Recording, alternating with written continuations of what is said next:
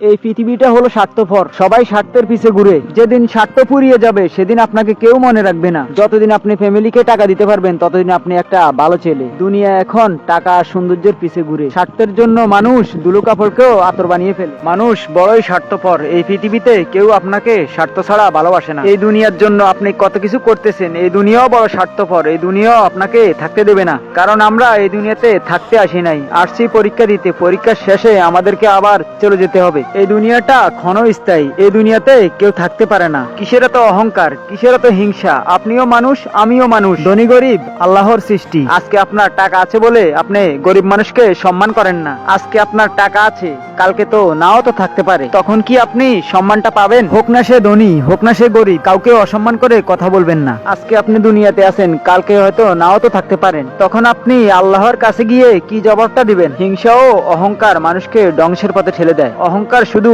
আল্লাহর চাদর। আপনি শুধু অহংকার করতে পারবেন আল্লাহকে নিয়ে। আল্লাহ ছাড়া আর কোনো মাবুদ নেই, তিনি এক ও অদ্বিতীয়। পৃথিবীতে আপনাকে সবাই স্বার্থের জন্য ভালোবাসে। পৃথিবীতে এমন দুজন মানুষ আছে যারা আপনাকে স্বার্থ ছাড়া ভালোবাসে, তারা হচ্ছে আপনার মা বাবা। তারা নিঃস্বার্থে আপনাকে ভালোবাসে। তাই বলতেছি, আপনারা সবাই মা বাবাকে সম্মান করবেন। যার মা বাবা নেই সে বুঝে দুনিয়াটা তার জন্য কতটা কঠিন। মা বাবা দুনিয়াতে যতদিন বেঁচে আছে মা বাবার খেদমত করবেন। মা বাবা যখন দুনিয়া থেকে চলে যাবে তখন বুঝবেন মা বাবা কি জিনিস ছিল। মা বাবা ছাড়া এই দুনিয়াটা পুরাই অন্ধকার। আলো থাকতে আলোর মূল্য দিতে শিখুন। এই আলোটা হারিয়ে গেলে আর কখনো খুঁজে পাবেন না। সেটা হলো মা বাবা। মা নামটা যেন নারীর সাথে বাঁধা, যা কখনোই ভুলার মতো না। মা নিজে না খেয়েও ছেলে সন্তানদেরকে খাওয়ায়। ছেলেরা বড় হয়ে এই মা বাবাকে ভাগ করে নেয়। মা বাবা তো কখনো ছেলে সন্তানকে ভাগ করে নেয় নাই, সবার জন্য সমান অধিকার রেখেছে। তাহলে এখন কেন মা বাবাকে ভাগ করে সবাই নিতে হবে? তাই বলতেছি, মা বাবা থাকতে